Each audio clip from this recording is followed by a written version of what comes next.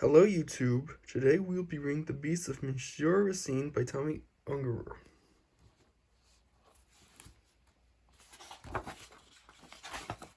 Dedication to Maurice Sendak. Monsieur Racine was a retired tax collector who lived peacefully in a secluded cottage. He was content to spend his days shuffling about, watching birds and clouds, and tinkering with his little garden.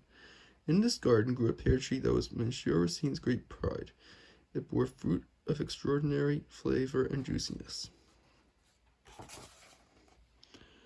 Pears from that tree had won many prizes at local country fairs. Millionaires had offered great sums with money for his harvest. What do I want with all that money? He thought. The pears are mine. I love them. I eat them. There was no selling. There was no sharing.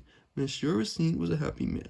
But one morning, alas, he found his pears all gone. All his pears gone. See, on his way to the fair, he has a surprise. What happened the previous night? Upon closer investigation, he discovered footprints the predator had left behind. Footprints of weird nature, indeed. It looked as if the ground had been trailed by stumps rather than feet. Outrageous, possessive, positively outrageous, exclaimed the victim. Only a young elephant could have left such tracks. One pair was still dangling from a high branch. Aha, one pair left, said Monsieur Racine. I'm sure the marauder will come back for it. I shall be right here to give it out the proper punishment. He fetched some yarn and tied one end to the golden pear and the yard to a bell hanging at the cottage entrance.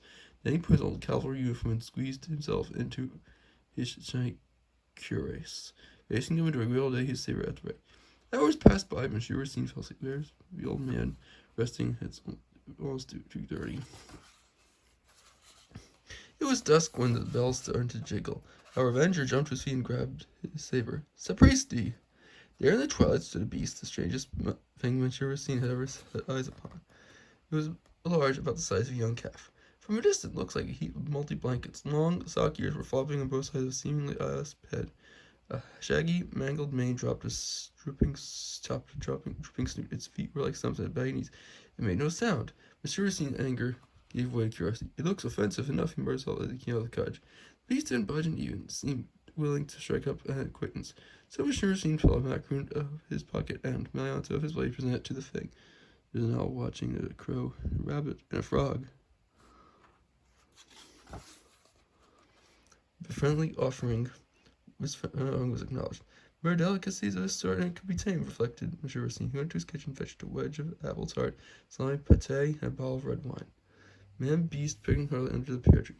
It was late and dark when the yellow got to depart. Good night, gentle thing, Racine. His kisses are on both jealous. Come back tomorrow, we shall have a lovely time together. See there in the moon.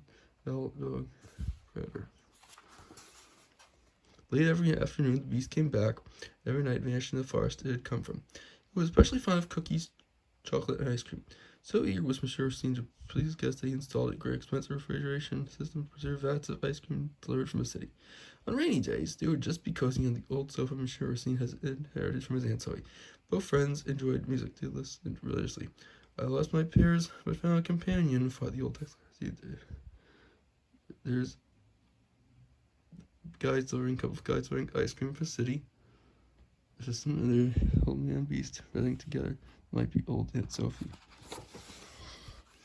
On sunny days, when road conditions were allowed, he would load the beast in a trailer pulled by his motorcycle. Off they zoomed with dizzying speed. Wow, they're going a little fast. Bruce was fun fighting the The animal was playful, and Monsieur Racine built a whole playground for its rompings. Some say when the old man and his pet frolicked all over the place. See, they're having fun on the playground. Just like, uh-oh. Oops.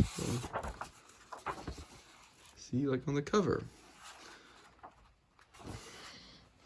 All the while, Monsieur Racine was studying a creature, taking photographs, making sketches, recording measurements. He found it unrelated to any other living form. Bodily tissues were lifeless, and one structure was non-existent. The whole body seemed to consist of a conglomerate of living lumps. Monsieur Racine saw his life for nothing. The beast was unheard of. Studying the creature all about. So Monsieur Racine decided to the Academy of Sciences in Paris. With his letter enclosed, he enclosed a meticulous study of the animal's living habits as well as a set of photographs. The answer was prompt. Monsieur Racine's story had created a sensation among the learners of the Academy. He was invited to Paris to present his find. He went to work at once. With the help of his creature, he built a comfortable case. Either Wrangler. They're making cage. It was carted at government expense to nearest railway station. See there, Logan, of a train, waiting cars, call a car. There's a French train station, train the bus. Steam train back to the abandoned house. Back next to the railway station, train station.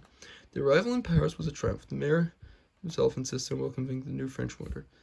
Military bands escorted our friends to a hotel. Reporters and photographers were everywhere. See there a train.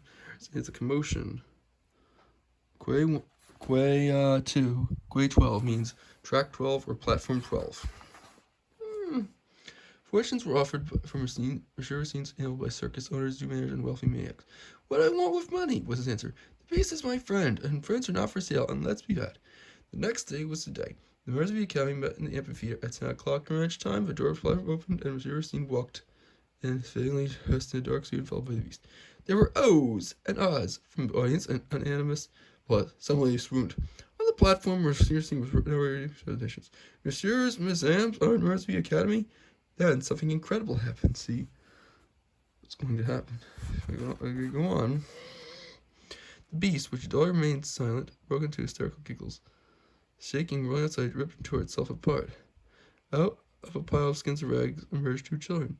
He suddenly was struck dumb and numb, and burst in uproar. The police had been called in to clear the fear. See, everyone was confused. The beast was actually two children in disguise. Everyone's confused. Answer. When news of the hoax reached the crowds waiting outside, a riot began. Buses were returned.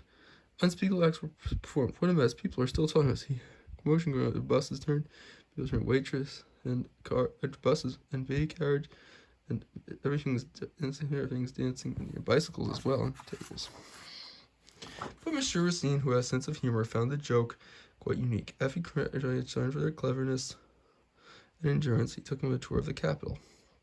Then they went home, and the children were returned to their parents. Nice country folk who lived on the other side of the forest. But Monsieur Racine threw a new crop of fairies, which he shared with his two young friends. It was published in 1972 and in 2014. It's a decade old. The end. Thank you for watching, everyone. See you in the next video.